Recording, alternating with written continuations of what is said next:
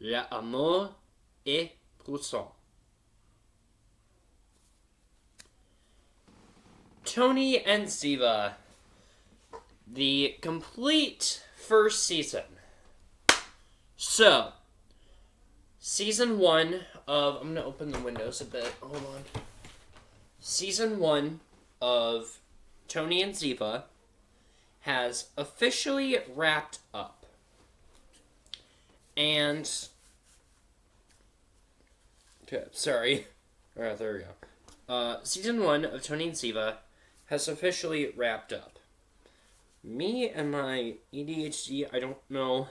Not ADHD, but me and my... I don't know how to get this hat on right. Can you see it? Letters, at least. I don't know. I need to stop. Tony and Ziva, Season 1 has officially wrapped up. And I have, I guess, some opinions to say. I don't know how long this video is going to be, but we'll see. Tony and Ziva Season 1 has wrapped up. So I kind of wanted to talk about some of my overall opinions of the show, go over what I thought of it, and yeah. So this is just a quick review, potentially long, I don't know, to just go over what I thought of this show as a whole. Now, I'm not gonna really talk much spoilers in this, as I think I kind of have done that for the past 8 videos. So, if you want to hear what happens in depth of the show, check out my other videos. And yeah, this is just a quick, small, well, maybe long, I don't know. I don't know how long this is going to be. This is just a quick, overall thoughts video. Just giving in my overall thoughts of this season.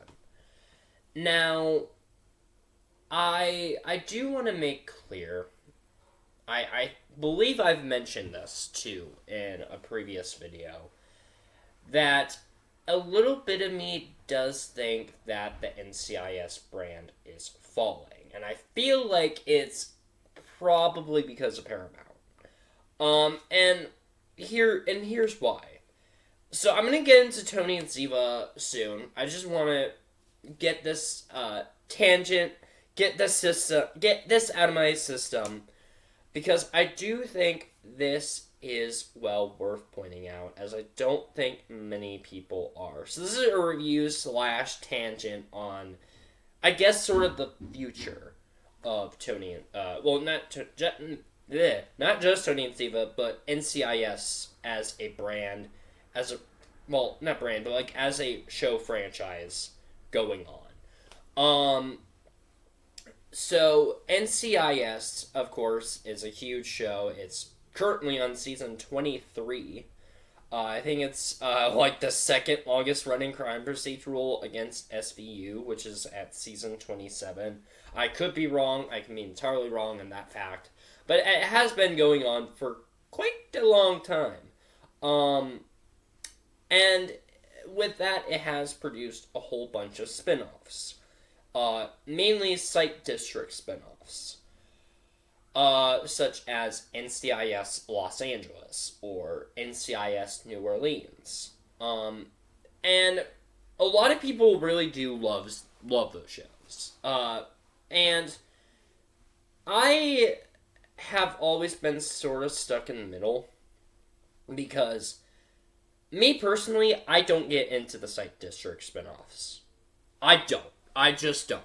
I personally just don't get into them. I think I got into, like, maybe a few episodes of New Orleans, and I just couldn't. Think I got into, like, a few episodes of NCIS Hawaii, and I just couldn't. And I'm going to talk about NCIS Hawaii, because there's a huge factor with that show that kind of takes over the, I guess, majority of this video. and well, not a majority, but like a little section of it. But I do, even though I don't personally get into the Psych District spinoffs, I do appreciate them. And here's why. With the Psych District spinoffs, yes, it still has the NCIS brand. Like, the NCIS labels slapped across the title. Yes, it is an NCIS spinoff. Yes, it crossovers with the mothership. But it also is trying to have... They're also trying to have their own distinct individual personalities. They're trying to be different. They're trying to be original while also having NCIS lapped on the title. And I appreciate that for the Psych District spinoffs. It may not be something I'm into, but I can appreciate what the Psych District spinoffs are trying to do. Even though it has new characters, it has new backstories. Like, you know what I mean? They're trying to be original. They're trying to be fresh, even though it's still technically an NCIS spinoff. Hopefully that makes sense. It's sort of the same with SVU with its major different spinoffs we've gotten. SVU was supposed to be, SVU's vastly different compared to the original Law & Order. So, the Psych District spinoffs for NCIS are different. And I think that's kind of why I just never got into them. And recently, they just started doing, for NCIS, character spinoffs. Which, okay. And here's my little gripe with this, because... So NCIS Hawaii. Again, a show I don't get into, but I appreciate for what it's trying to do, was canceled after 3 seasons. Even though I don't get into Hawaii, as an NCIS fan, I was kind of surprised. I was actually kind of surprised it instantly turned into good reviews. Because I remember, too, when NCIS Hawaii first started out, it got piss poor reviews. Like, the reviews for Hawaii when Season 1 aired were, toxic. Everyone hated the first season of NCIS Hawaii. There were people who said that it should have just been called Hawaii and have NCIS removed from the title. So, instantly, when NCIS Hawaii got Season 2, and everyone loved the hell out of that season, I was legit blindsided, and I felt like I was in a fucking tornado. I was like, wait a minute, didn't you just hate the first season of this, yesterday? But Hawaii must have got fans quick around in Season 2, because by Season 2, everyone was like, okay, now this is the best NCIS spinoff. This is the best one. This is the best one. I'm like, okay, I thought you guys were hating this before, but okay. So, obviously you got Season 2, and then obviously you got Season 3. And then the show got canceled after 3 seasons. And the reasoning was concerning. And the reasoning why CBS and Paramount had canceled NCIS Hawaii after 3 seasons, which, by the way, is the shortest NCIS show. It's the shortest running NCIS show. So that's kind of causing for alarm. The reason why they canceled it, even though it was doing very good reviews, was because CBS wanted more time to air NCIS Origins. Which... NCIS Origins is a show about Gibbs's backstory and Gibbs's past. Something that was heavily focused on the mothership. So they literally canceled NCIS Hawaii a show that was trying to be fresh and new and innovative and original, just to do a spin-off of a character about his past and his backstory. Something that was heavily focused on the duration of when Gibbs was on the show. So you literally canceled something fresh and innovative to do something to get member berries. Get the nostalgia factor out of. And I was kind of pissed too. Luckily, NCIS Origins caught me by surprise, and it's actually good. But you could have just made it like a Paramount Plus streaming show. Like, come on. You didn't need to cancel Hawaii just to have more airtime to air Origins. That's probably just me, but it's probably just me thinking stuff out of my own ass. So, and then later, they had announced that they were going to do Tony and Ziva. Which, in my head, I'm like, at first, I'm like, ooh, a Tony and Ziva show. That would be very fun. And this actually, to me, this was a spin-off that was well-deserving. Because after both Michael Weatherly and Cote de Pablo left NCIS after their separate seasons, because both of them left the show at different times, Tony and Ziva's storyline and like their relationship didn't reach the point that the filmmakers wanted it to, and I think they knew that as well, and I think fans were kind of getting a little disappointed when that happened. And then when they revealed that Ziva faked her death, it got even more worse, because it's like, oh, so at some point we're gonna have Tony and Ziva have to reunite.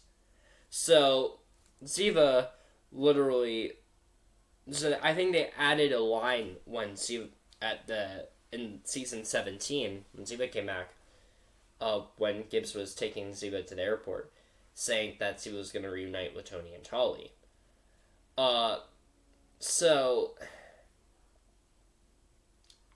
And after a while, people have been kind of wanting to know where Tony and Ziva was. People wanted to know where Tony and Ziva were. People actually asked for this. People wanted to know where Tony and Ziva were at this moment. People asked for this.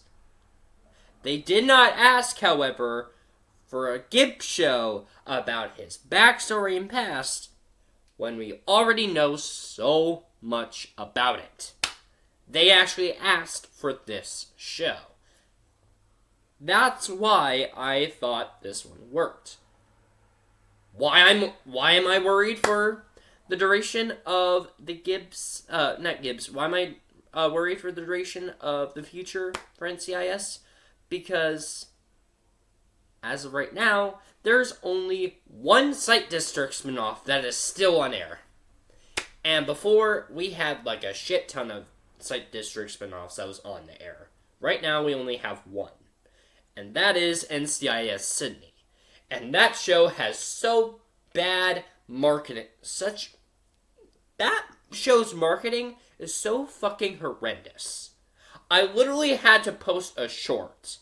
Literally. And you can find it on there, where I had to pause Tony and Ziva when I was writing my notes for my finale review, where they labeled NCIS Sydney as NCIS Origins, when you could clearly tell that the people that was on the NCIS Sydney as advertising was clearly not Gibbs, Lala, Randolph, or Mike Franks.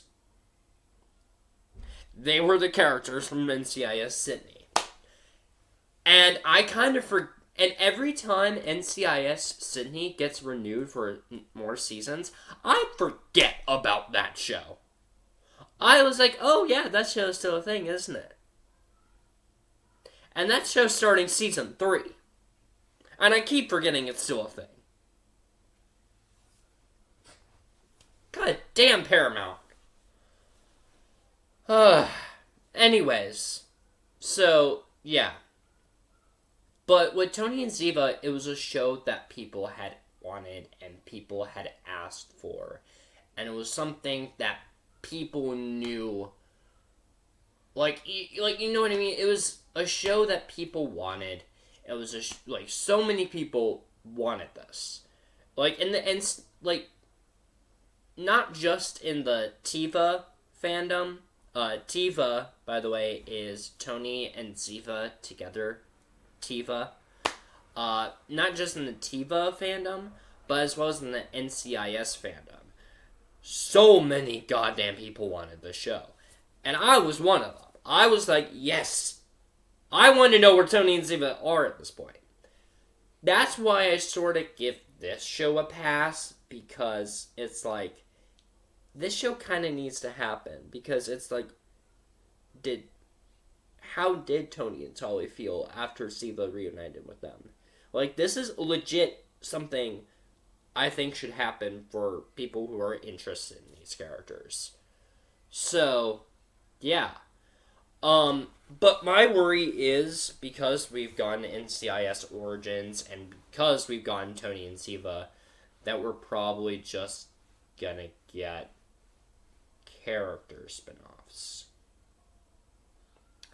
That's my worry. I hope I'm wrong. I hope we get more Side District spin-offs, but how the way Paramount is handling this franchise, with there only being one Side District spin-off left, and I don't think they have any interest to do any other shows. This could be wrong. Maybe there are other shows that are in development, and I just don't know.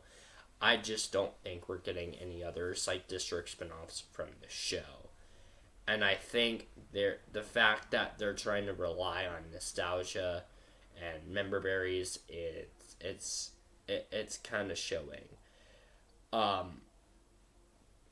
And I think after Gibbs left, they've been just struggling. And I think for them, nostalgia is the best way to handle this. And when you looked at like stuff from Disney and Warner Brothers, clearly it's not. So, I don't know. There. I've said my tangent. We're 17 minutes in. I should probably talk about my opinions with the show itself. After all, this is a review on the show. So, I don't plan on going into spoilers. This is just an overall season review, just to go over what I think about this show.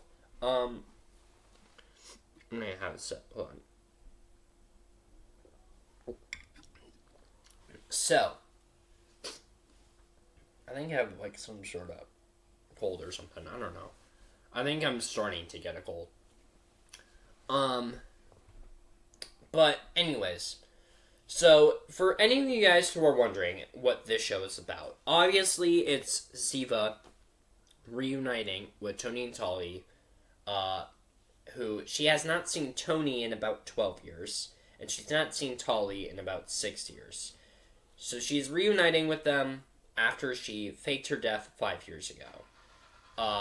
And while she reunites with them, Tony gets hacked by his security company, and both him and Ziva get framed for both the cyber attack and for murder.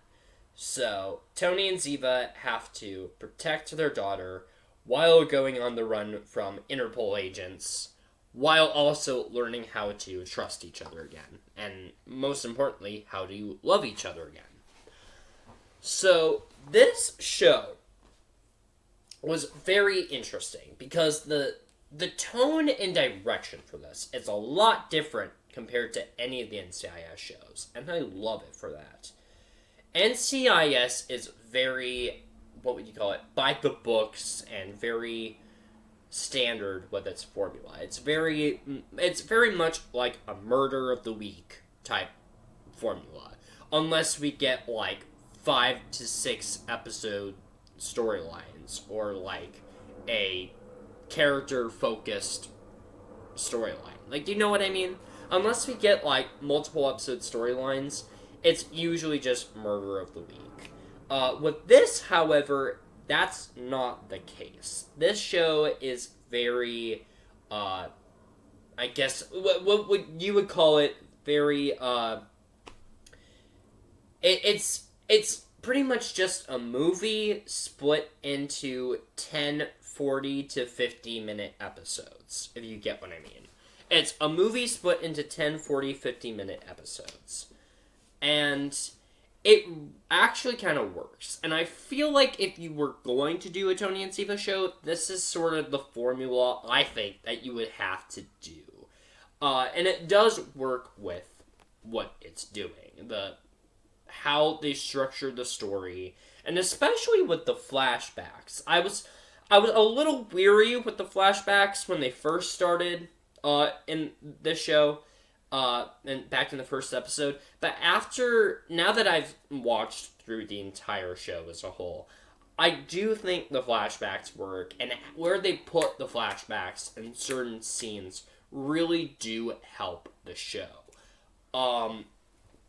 The tone is very, I guess, fitting for Tony and Ziva.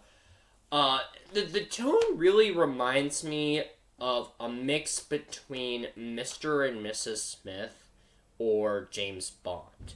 I really do love the tone in this. I think, and and especially the cinematography matches the tone. And my God, I feel like this show should have been made for theaters. God damn it, I fucking loved the cinematography in this. I loved the cinematography in this. So, and it's weird because in the original NCIS, the cinematography is, I hate to say it, but the cinematography in the original show is not great. It's very stereotypical, normal cinematography for a crime drama. It's pretty much typical. It's like what you see in SVU or Criminal Minds. It's very typical. I just flipped my sweatshirt thingy. But with this show, however, this show's very different because this show's cinematography is very good, especially with the aerial shots in Europe. Because with the other shows, how they mainly just take place in one setting. The original, it's Washington. In LA, it's LA. In New Orleans, it's New Orleans.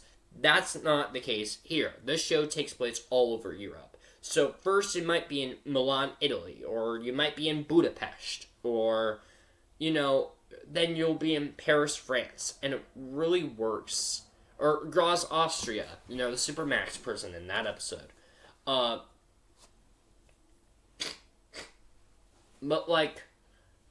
and it's very effective with the cinematography all over Europe. I do think the cinematography, and, I loved the aerial shots all over Europe. This show legit makes me want to travel to Europe. As much as I hate to say it, this show makes me want to travel to Europe and just spend my life there. This show, this show's, production designs are so beautiful. Especially, the church in Budapest, where they were gonna do the, wedding, under the wedding mission, to, I guess, find out why, Martin, or, I said I wasn't into these spoilers. Let's just say, undercover mission. The undercover mission, wow, had to stop myself there. Sorry. Let's just say that, because you see it in the trailers. It's not that big of a deal. The undercover mission at, the wedding. That production design of the church is just so cool and just looks so beautiful. And, especially in, they know very well how to do, I guess, jokes around the production design. I don't know. Because, I don't think this is much of a spoiler. there's one moment, and I said this in my first episode review, where Tony swings into, or gets pushed into a room in the church. And he just goes, and then he gets, and then, his head hits a statue. And then he just says, "Oh, thank God nobody saw that." Then he looks up, notices what the statue is, and it's a Jesus statue. And he says, "You don't count. You see everything." And there's so many jokes. And there's so many jokes, too, where they make fun of the sets and whatnot. It's just so funny. But yeah. But yeah, I legit love everything about this. I want to talk about Isla Gie. Isla Gie as Tali. She is the best actress they could have picked for Tali. She has her smartass wits and humor, just like Tony. She inherits her mom's skills at fighting, which is the best to see. There's a certain episode, too, that I loved watching her, and I'm not gonna say too much other than that. But, yeah. And, it was just so good. And the soundtrack for the show is very good. And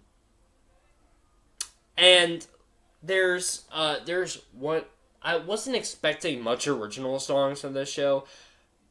I wish there was, I don't know if it would win. Honestly, I don't know if it would win. But they need to do, at the Oscars, some sort of nomination called, Best Original Song in a TV series or whatnot, or in a limited series. And that should go to the song, if I can remember it, Doomed to Loving You. So this show has a new original song for the show called Doomed to Loving You by Jen Awad. I think I pronounced that right. And the the song is supposed to give off a James Bond-esque type feel to it. And it serves as, I guess, Tony and Ziva's love theme for the show. Or not love theme, but theme throughout the show. Even when Tony and Ziva are just having conversations about the relationship, you hear the instrumental portion of that theme. And I think that song really does fit for Tony and Ziva's relationship. Even when you read the lyrics, it fits for Tony and Ziva, and it fits for what both of them have been through. And it really does. There's some characters I enjoyed too. I don't know. I'm trying to think of what other things I want to add about the show. Gosh. But yeah, there's some, I would, and the cinematography too, I would just love to see the show in the big screen. That would be awesome. They shouldn't have made this a series. They should have just made it a big budget movie. Well, it is a big budget series. Might as well just put it in theaters. Maybe 7.5 hours for every episode. Every episode combined, it's 7.5 hours. But come on. I would pay to see a Tony and Ziva movie for 7.5 hours in the big screen. I would. But yeah. I don't know. I love this show. It gave me exactly what I wanted in a Tony and Ziva show. It gives you the exact questions that you want to know.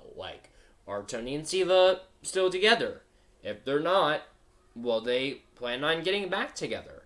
Does Ziva have a therapist for everything that she's been through?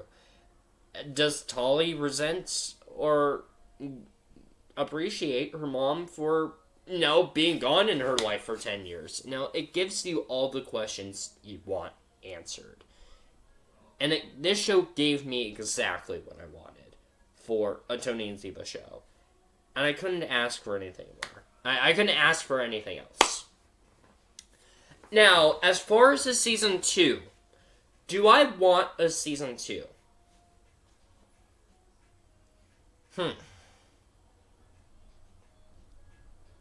So here's my thing. I would love a season 2. I would legit love a season 2. Because then we'd see more of these characters. If not, I am legit okay. I think this, if we don't get a season 2, no worries. Perfect place to end. This show does not give you cliffhangers. It does not give you plot holes. I think this is a perfect place to end if we do not get a season 2. Even though I love these characters, and even though I would love for a season 2 to happen, I am legit okay with this being one season. I think this is the most badass Tony and Ziva miniseries to ever come out if it is literally just a single season. I would love for season 2 to happen, but it doesn't have to happen. That's where I stand with this. I would love for season 2. If not, you had a good place to end. So, that's all I'm literally just gonna say. But, and who knows? We'll see what happens. This show is currently doing well on Paramount Plus. In the first week that this show came out, it got it reached number 8 on the Nielsen rating charts. So and it's doing pretty well on Paramount Plus. So, I can't wait to see how well it's done on the final week. I don't know if it'll be on the Nielsen charts on the last week or not. But if it is, yay. I think that means we're getting season 2. If not, oh well.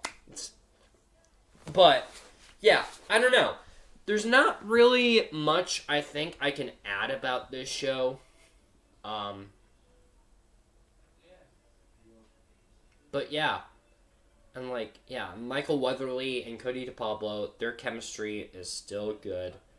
I mean, both of them have been playing these characters for well over 20 years at this point. Michael has been doing this since it first started, and Cote de Pablo has been doing this since 2005. So, they've been playing these characters for well over 20 years at this point. And you could tell that they love being together. And, both of them are really the best at playing these characters. Especially if you see them in interviews. Half the time, I think they're an actual couple. Even though I know that's not true. Because I think both of them are married. I know Michael is. I'm not too sure about Cody. But, even in interviews, both Michael and Cody act like an old married couple. So, I don't know if that's just me. But, yeah. So, yeah. So that is my overall thoughts on Tony and Ziva. I love the show. The show gave me exactly what I wanted.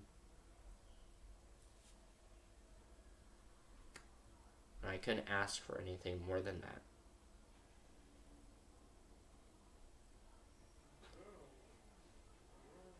And now, for if this is the last time I'm doing this, then I want to say thank you, Tony and Ziva. May we hope that you get a season 2, and if not, thank you for, yes, a busy September and busy October, but a September and October that I will never forget, for sure. I want to give a toast to Tony and Ziva Season 1. And we'll see what happens next. L'amour est puissant.